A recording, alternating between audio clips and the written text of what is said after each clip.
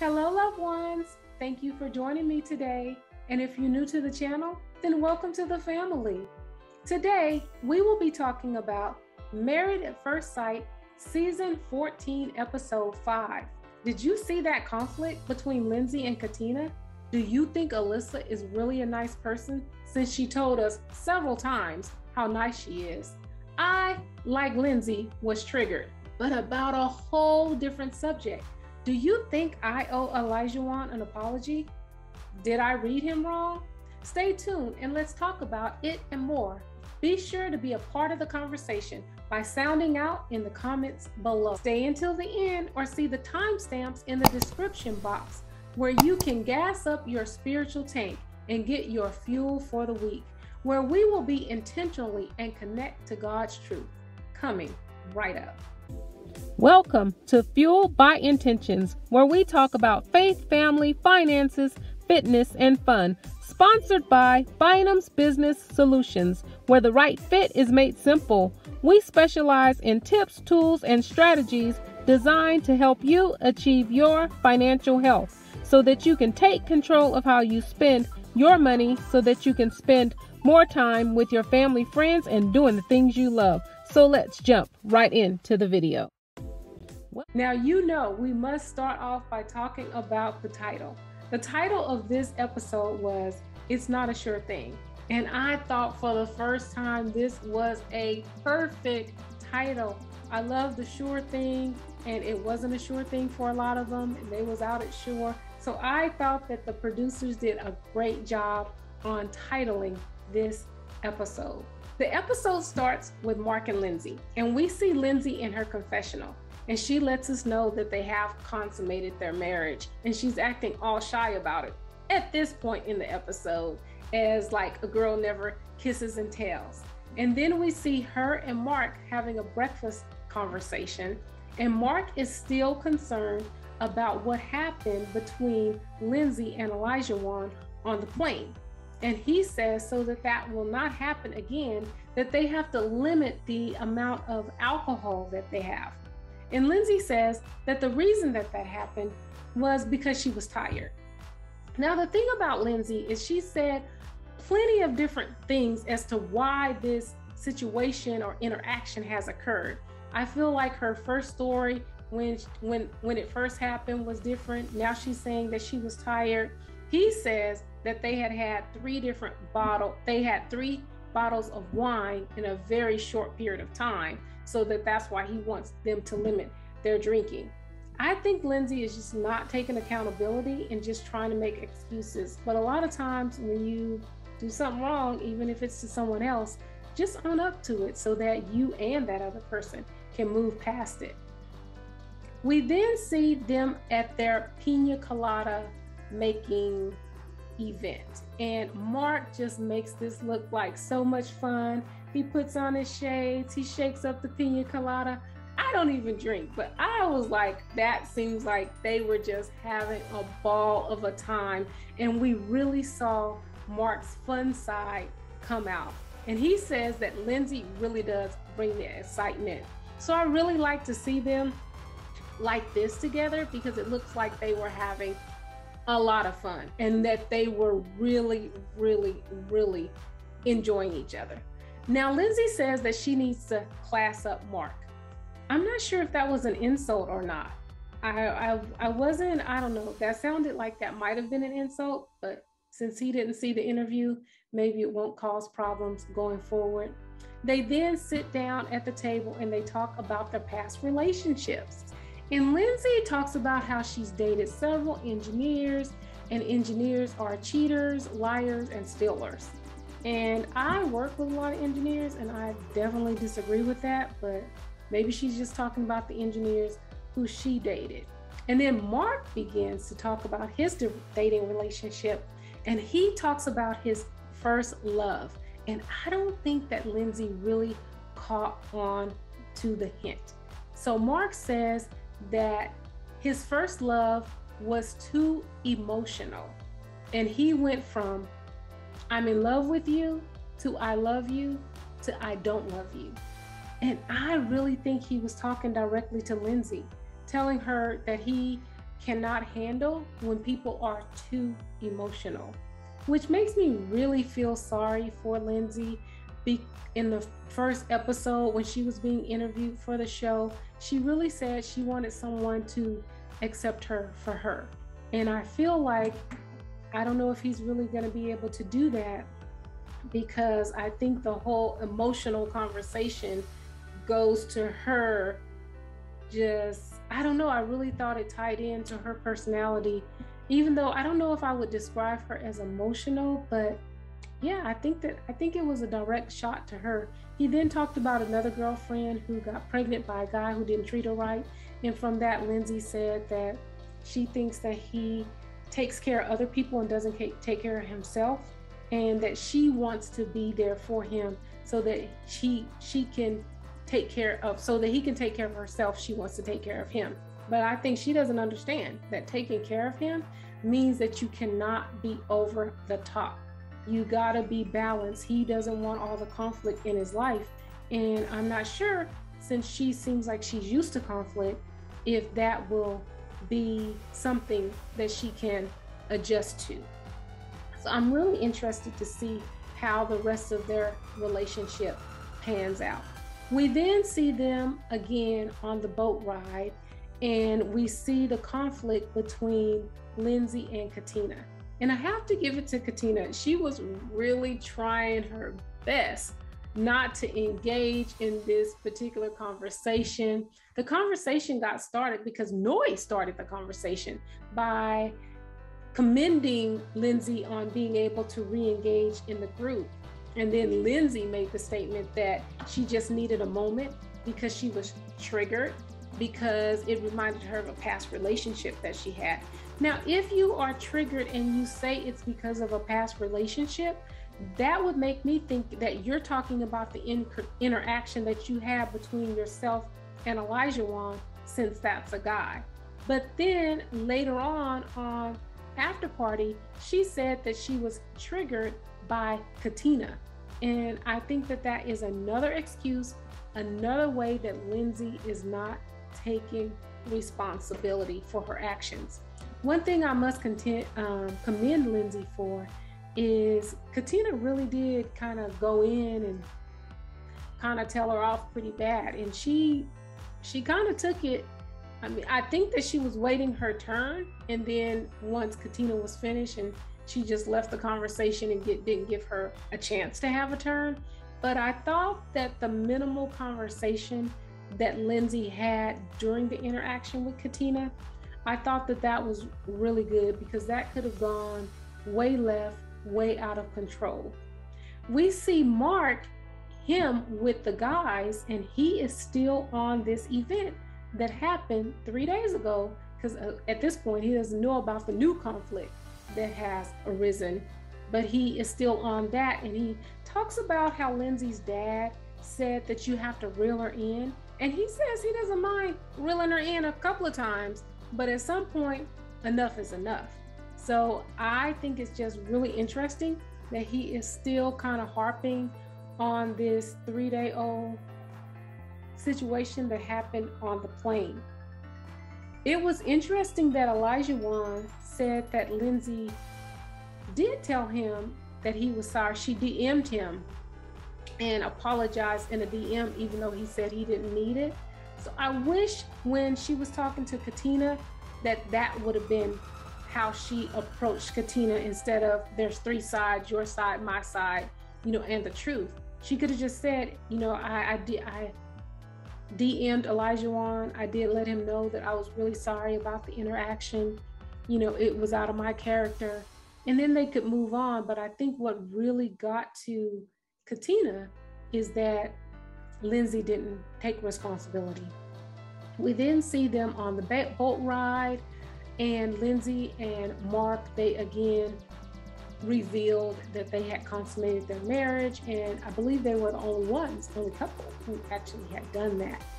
And before that, we see Lindsey telling Mark about her interaction with KATINA and how she did not like her delivery and she was bothered by it, which is so funny because Lindsey doesn't have a good delivery. So a lot of people aren't bothered by what Lindsey says, but then that's just another thing of someone who can dish it out, but they can't take it. So she was so bothered by Katina, but she has that same type of personality where she can dish it out, but she can't take it. Mark tells her, just keep your mouth shut. Let's just be as amenable as possible. He does not want any type of conflict. For them, we then see them at their romantic dinner, and evidently Mark had pumped it up as being romantic, but Lindsey didn't think it was a romantic when he let her know that he wanted to slow it down. And I think that he was really trying to say he wanted to slow it down because there had been so much conflict, because by that time he was already bothered early in the morning by the conflict that had already happened. And now this second conflict on the boat between her and Katina, I think that just threw him over the edge, and now he wants to slow it down. However, I don't think that he approached the situation correctly, because he said he wanted to slow it down and he didn't want them to be lovey-dovey. Now, once you talk about lovey-dovey, you're talking about the emotional side. They've already revealed that they consummated their marriage. To a girl, I think that that makes her feel used and abused, because you're slowing it down now after you got what was pleasing to you. So I definitely don't fault Lindsey from going off on him, because I would feel used and abused as well. So I think that that was fine. And honestly, the thing she said, possibly embarrassing, but you know, that he clogs up the toilet, he loses his manners, you know, he's just kind of laying it all out there, all in the front. I didn't have a problem with that. What I did have a problem with is Lindsey called him a stupid idiot. Now, that is when I just thought, okay, you've gone too far. But I don't know, maybe that's not going to cause an issue, because she said it after he had left the house. So he doesn't really know that she made that comment. She didn't say it directly to him. I do like that he chased after her, and I do like that he left. I feel like he pursued her, letting her know like, hey, I'm interested in you, because who doesn't want to be pursued? But then I thought that he left when it was time to leave. We need to separate so that we can just, cooler heads can prevail and we can come back at another time.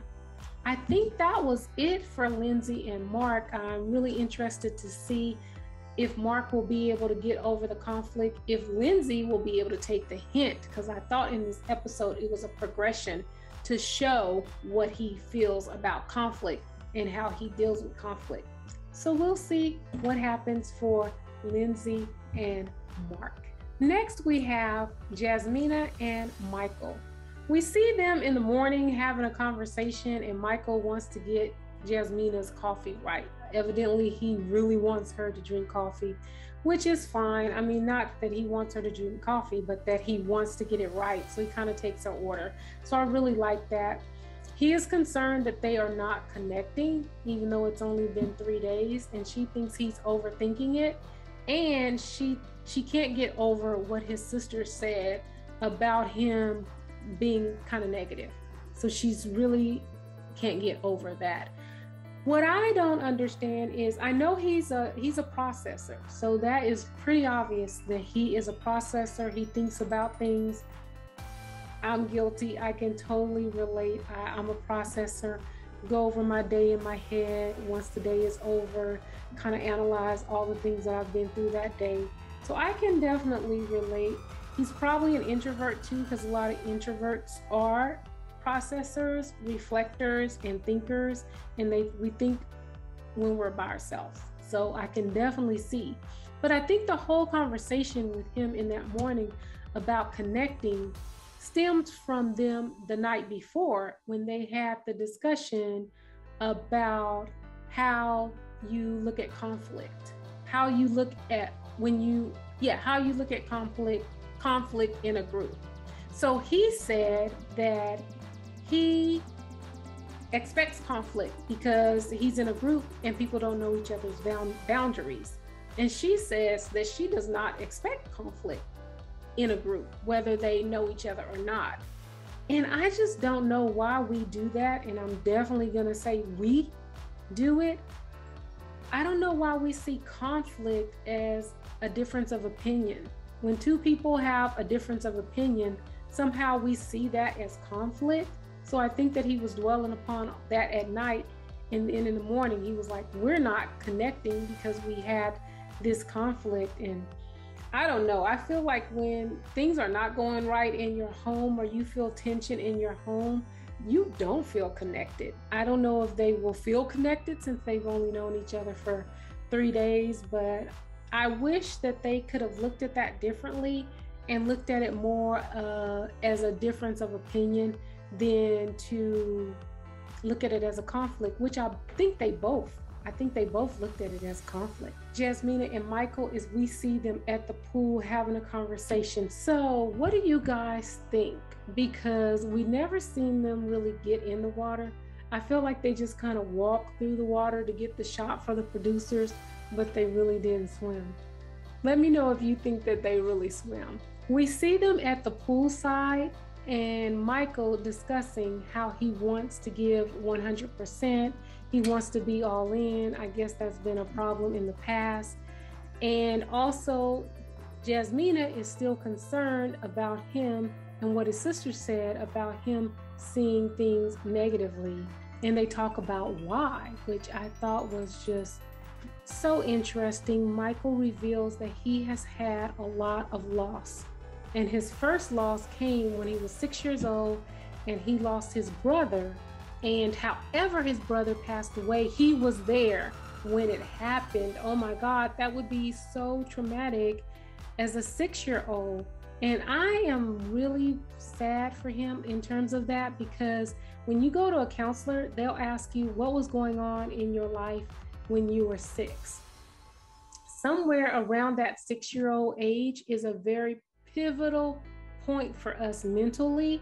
So I think that one had a dramatic effect on him just because of the age that he was.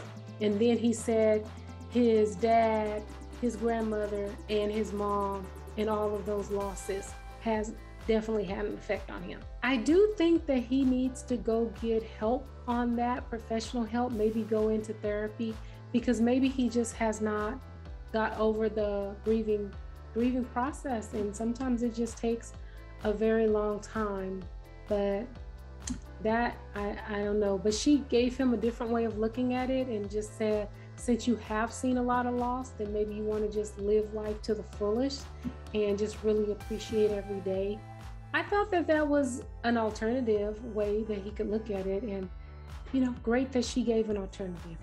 So the next time that we see JASMINA and Michael, is JASMINA is trying to help LINDSEY understand why KATINA is so upset about what happened on the plane. And I really do like that JASMINA stood up for what was right, even though KATINA wasn't there. You could see in the beginning how JASMINA was just really trying to stay out of it. As soon as it happened, she just kind of turned her head and was just kind of, okay, do we want to have this discussion? But I thought that her approach to LINDSEY was much better than KATINA's. And I think if KATINA would have had a gentler approach, that maybe there could have been resolution. And I wish somebody would have just told LINDSEY, we really just want you to be accountable. I think just be accountable. Also, we see Michael with the guys, and he is trying to say, how do you balance just kind of keeping it even keel, and when to jump to the next subject when this is such a compacted process. I think that was his point. And I really like the advice that Steve gave him. He said, just pull back and then let her make the next jump in the relationship. And then you kind of follow and take her lead. And I thought that was excellent advice by Steve. Way to go, Steve. Give him some good group advice. And I think that shows the value that they can have by joining forces in these group activities, since they're all in such a unusual place.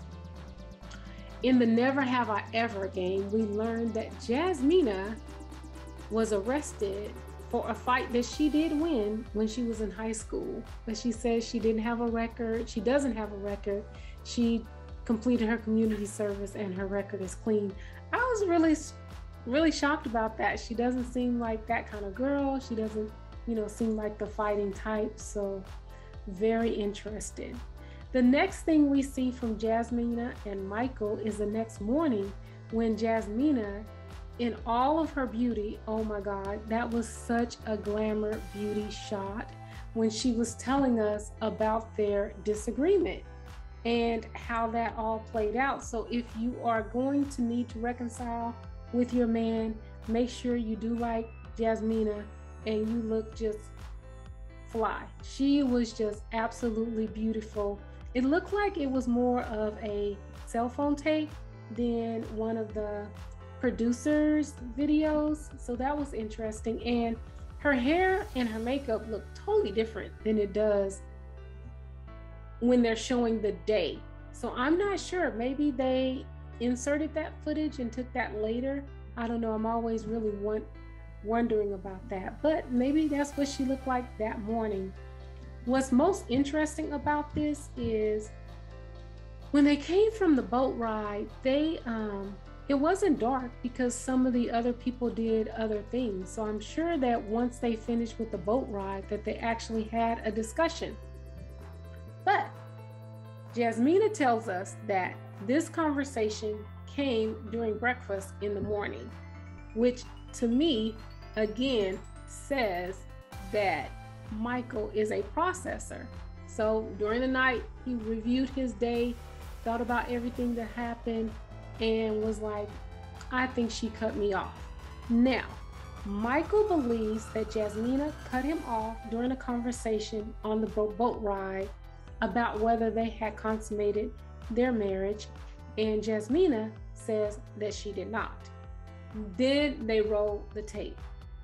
I think that they are both right. I think that JASMINA thinks she did not because Michael took a pause, then she began to talk. She was not talking when he was talking, so she did not cut him off. I think Michael is right because he's a processor. So he wasn't finished.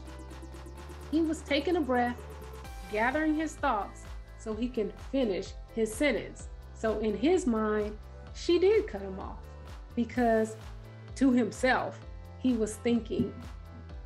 But I think that it really went out of proportion, and I think Michael was the reason for that, because she said that he was rude, he was disrespectful, he had a bad tone, and we know that he did. So I'm not going to say I think, I'm going to say I know, because Michael confirmed it.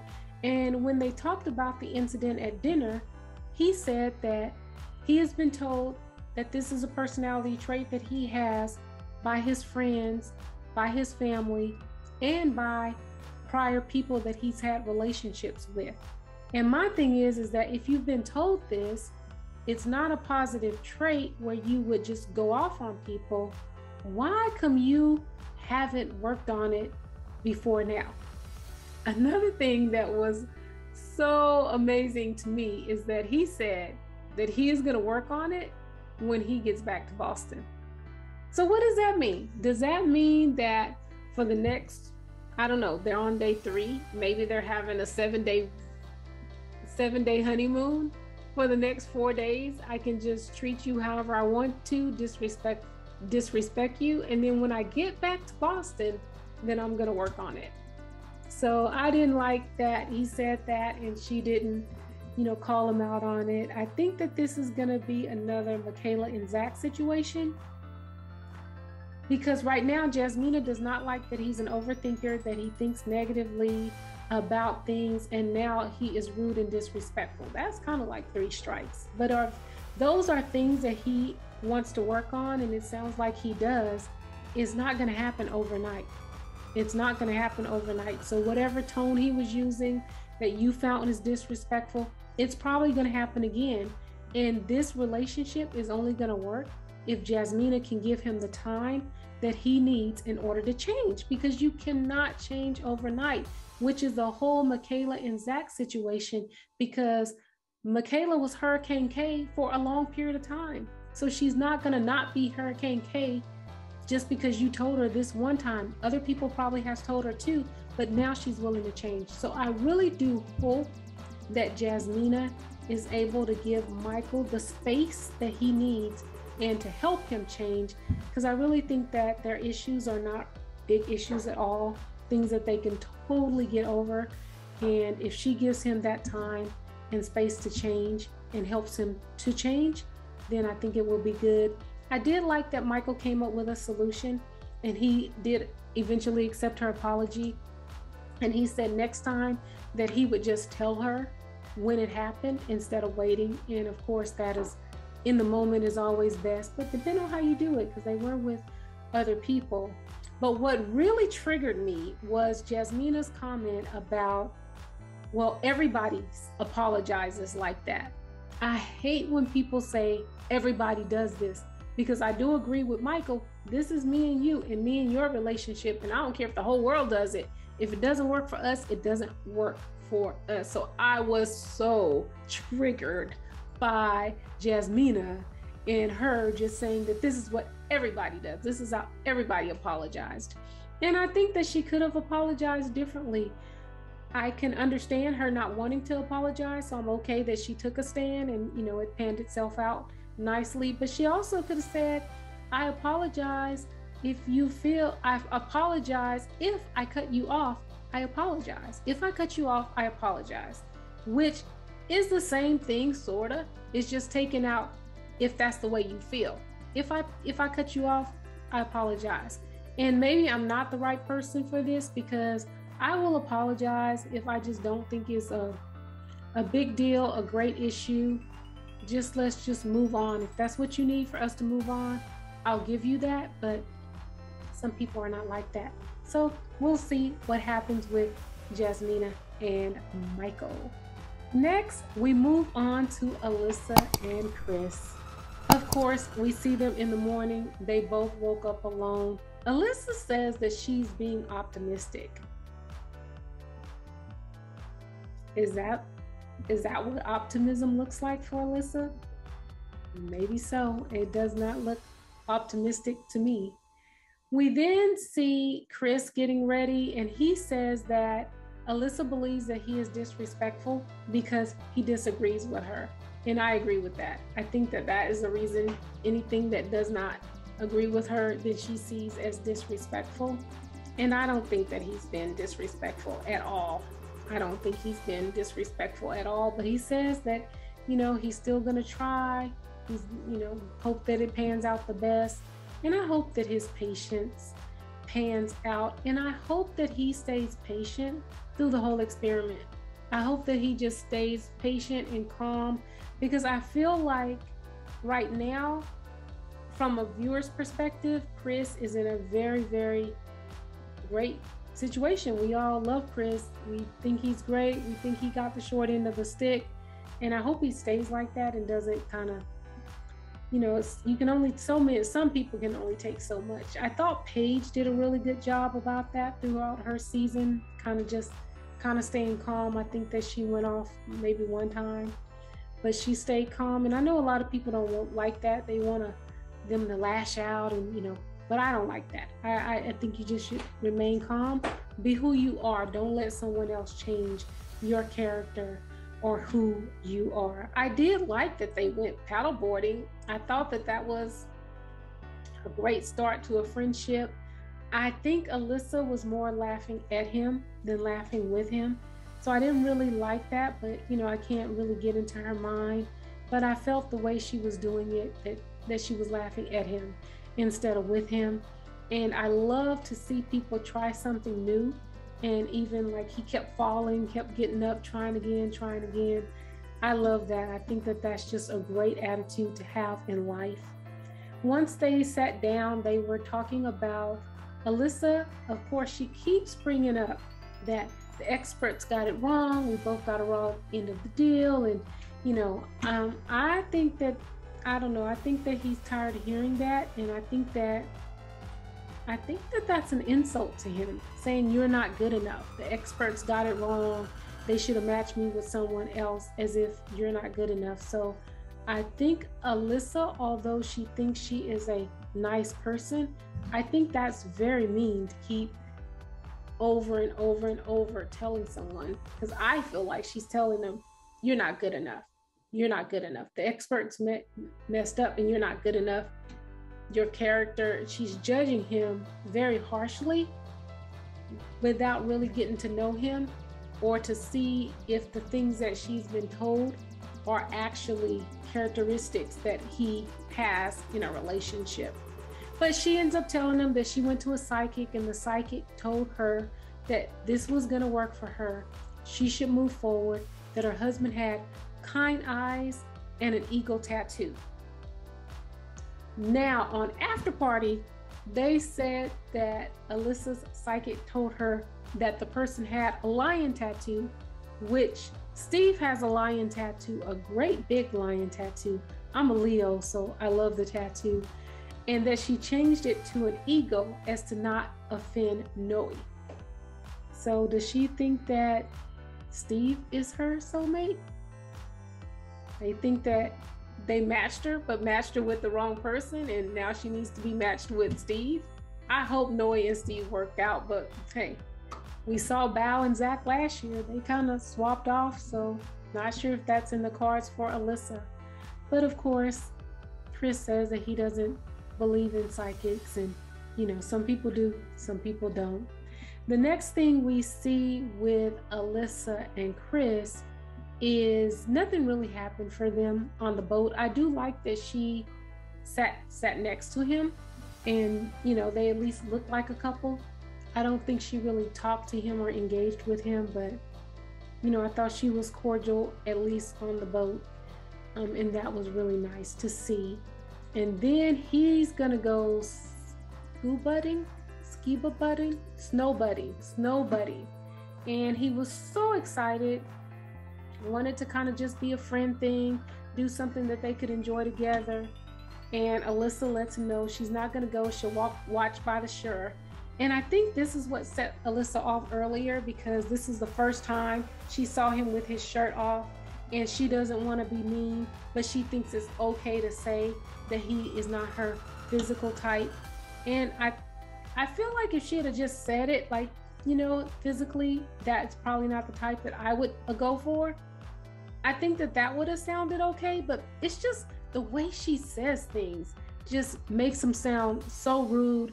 And the way she's trying to be nice makes it come off mean, because she's trying so hard that she's pointing it out to us, and then it just doesn't come off right.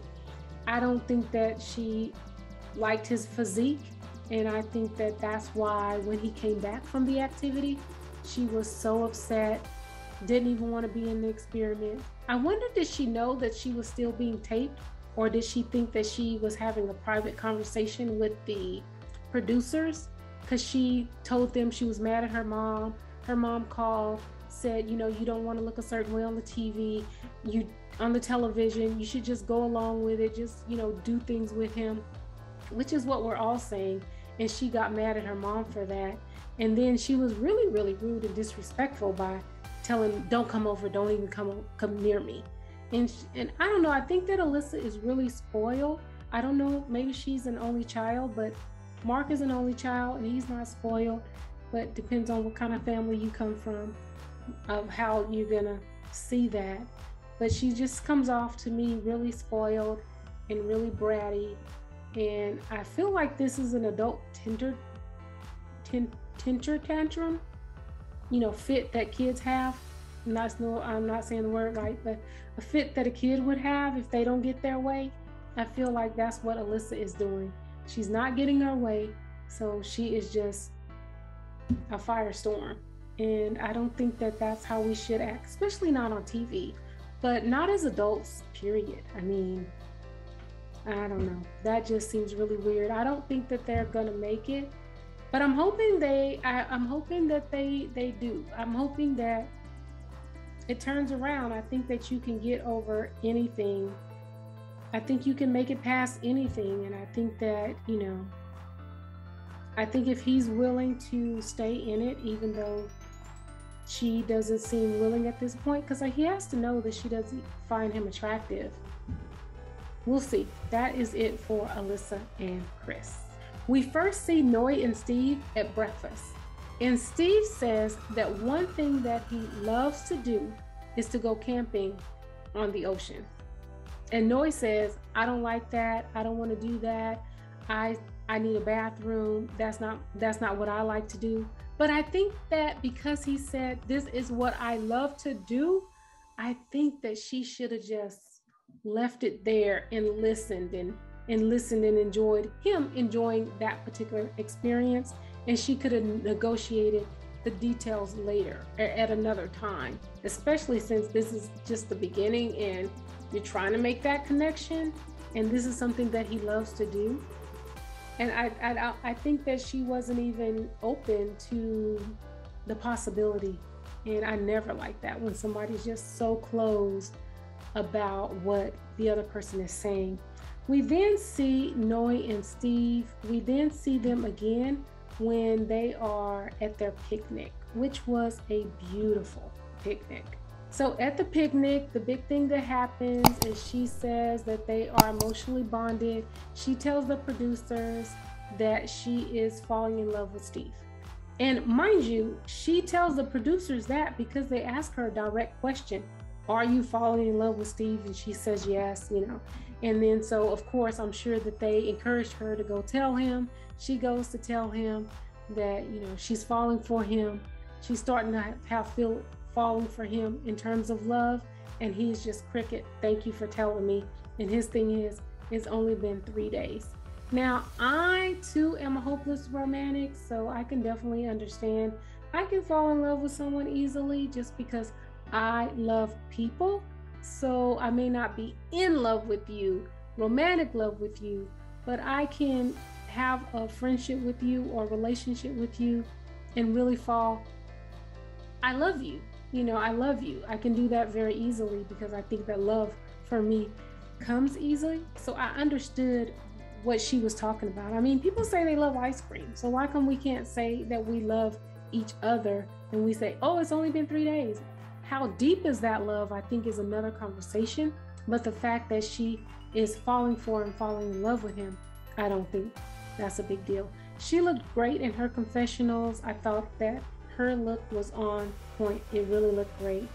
What I did think was interesting is in one of her confessionals, she said that she had only been in love once, but I thought her whole thing was hopeless romantic and that she had traveled these different places for these relationships.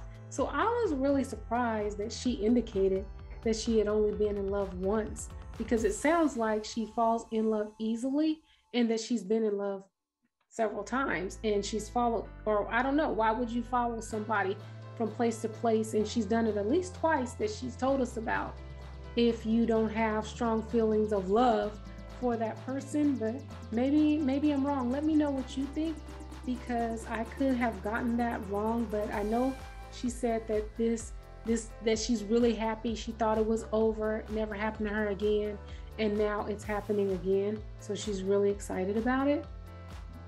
We then see them on the boat ride, and Steve tells the guys about this love conversation, but I thought it was, you know, just about him kind of updating them on what was going on in his relationship. And Noe lets the girls know about the love conversation as well. So I thought that was nice on both of them part. I didn't think anything really major came out about that.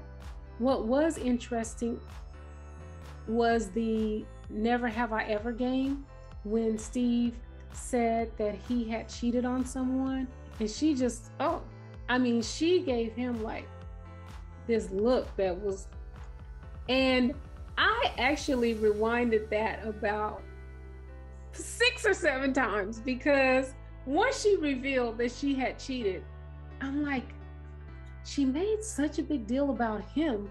It would sound like that was something that she didn't do. So I went and I rewound the tape about 6 or 7 times to see if she put her finger down. And she did put her finger down. So I guess her whole point was, you know, she doesn't think that as much about herself as she does as about him at this point. So she was more surprised that he had cheated. We then see them at dinner having the conversation, and they both say that it happened when they were young and they have learned from it and grown from it, and it's not something that they are amenable to do in this time. And it's so funny because she says, I think I learned from it, and he says, I think you've learned from it? Oh, no, I've learned from it. So I thought that was really cute interaction, great conversation in order to have, and, you know, just to kind of see where they can go from there. So I don't really see any huge bumps in the road for Noe and Steve. It was really interesting at the pool when she kept saying from 1 to 10, no, 1 to 100. If you're gonna don't do 1 to 100, just do 1 to 10. And if somebody asks you something from 1 to 100, turn it in your mind to 1 to 10, because 100 is just too much. I didn't understand that whole scene. I didn't think there was any value. I think that they could have focused on another couple or something different, because that was just, I don't know. I mean, I guess that's just really weird to me. I mean, I can understand him talking about when they kiss in front of the cameras versus away from the cameras. I'm sure it is something different, but I didn't get that whole interaction.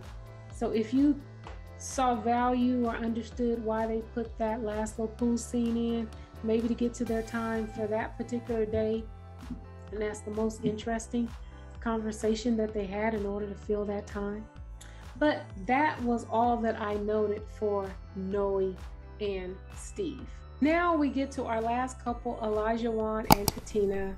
We see them in the morning. In the morning, KATINA lets us know that OLAJAWON already went to the gym, and then he came back and I guess got back in bed with her. But which is very interesting, because the whole gym session later is like, you already went to work out. So this should be for the cameras, for the cameo, for them to see that I'm willing to do something that you enjoy doing. So I did not like him at all at the gym session. I thought that was ridiculous. But we're still on the morning. It's really cute because he says every time KATINA wakes up, that she just wakes up smiling every time she looks at him. She gives him a really big smile. And I think that is, hey, that's the reaction you really want from somebody that you're married to, and also somebody that you just met. So I thought that was really cute. He's still working on his cuddle game. He's trying to figure out how to cuddle. Then they actually talk about ways. She says that he needs to get Botox, but I think she meant like there is, I think, a sweat gland surgery that you can get to like help your sweat glands from not sweating as much. But she used the word Botox, but I think that she just used the wrong word. Then we see them at their gym session. I really loved KATINA. Her look was cute. She's always cute. Her look was really cute, but I really liked that she said this is not her thing. She'd rather be by the pool, and she was only doing it because she wants him to interact in things that she enjoys, which is the attitude that I thought Noe should have took with Steve. Okay, you don't enjoy it. Is it really gonna kill you for a night or two? Even not to have a shower, whatever it takes to camp with your husband, since that's something that he really enjoys. But I thought that OLAJAWON took advantage of KATINA's kindness by just going so hard on her, being all so serious, especially because he had already worked out for the day. So you've already gotten whatever you wanted to get out of working out. And I don't like that later on he said he was testing KATINA. She's not in school. This is not a test. This is your wife. And I hate that. I hate when people want you to test you or read their mind. Let's just communicate. That's what we have voices for, to clearly communicate with one another so that we're both clear on what we want, what we expect. I don't like the whole test. I thought that he was really rude I didn't like it. I did like that she did stand up for herself, because I think that KATINA is very reserved, and especially because she said that if she had dated him in her 20s, she would have cried. So now she's kind of found her voice a little more, which is great. So I'm glad that she stood up to him. And also, burpees is corporal punishment. Oh my God. Burpees is one of the hardest exercises, in my opinion, to do. That is very hard. So I did not like the whole interaction. I think that, you know, burpees are just corporate punishment. Yeah, so I did not like OLAJAWON in that scene, but I thought KATINA did very well. And I didn't like that he shared with the guys that he was doing it as a test. And I hope that he doesn't keep testing her. That's no fun for anyone. We then see them on the boat ride, where he says that Lindsey apologized through the DM, and I don't think that he responded at all. I think that he just really is leaving the conversation where it is and not responding or engaging in that at all. Then we get to the ladies' discussion on the shore when KATINA confronts Lindsey, and she was trying so hard not to. She laid all back, all down, just trying to just tune it out. I think what really got her is when Lindsey said that she was triggered. I think that really she couldn't take it anymore, and she even tried to walk off, which was great. And she let us know that her and OLAJAWON had discussed it, and she said that, you know, he wants her to just leave it alone, but she can't, so she's gonna have to move like she moves. And I thought that her delivery was all wrong. I thought it was just off, and I don't think that you're ever gonna get anywhere when you just kind of go after someone like that. But we know that KATINA hadn't got over it, because she told us when Mark came in the 2 episodes back and to apologize about it, OLAJAWON said, "I'm good," and KATINA said she just needs to stay away from me. So she takes longer to get over things. But what I do like about KATINA is, although I don't think she was still over it, even when they taped the after party, she still seemed kind of heated up about it, but she still was able to have a discussion in the after party with Lindsey and about things that Lindsey was doing, and she was fair. Like she, you know, when you're mad at somebody, just everything they do just gets on your nerves. But she was really fair in the after party on assessing Lindsey and Mark's relationship, and not just going Lindsey is bad all the way around. And also on the after party, Keisha Knight Pullman just tried to help Lindsey understand about a Caucasian lady saying something about a African-American man wanting to fight you, and you know, that's just not acceptable because it can go way left for our Black men. So I'm really glad that she is there to counter that balance. And I think that it's going to come up again, because I don't know, to me on the after party they alluded to this is not the end of it. So I hope that Lindsey eventually just admits that she is wrong so that we can all move on past it. But I don't think that she ever takes ownership, because the after party is taped after the season is over, after decision day, I think. Correct me if I'm wrong in the comments. And she didn't take responsibility there. There she changed the story and said that KATINA was the one who triggered her. So I don't even know what to say about that. We then see them play the Never Have I Ever game, and OLAJAWON reveals that he has had a threesome, and also that he has had relations with a mother and a daughter, and everybody just thinks this is repulsive and, you know, not good at all. I agree. And I really like KATINA's response in that she was just kind of surprised with the rest of them, but I would have been embarrassed. She said at dinner that she wasn't embarrassed, and I really love that about her, because I feel like you have to let people be who they are. And even on after party, she called him to talk about this situation a little bit more, and he explained how it all went down as to how he had a relationship, had relations, I shouldn't say relationship, but had relations with a mother and her daughter, not at the same time.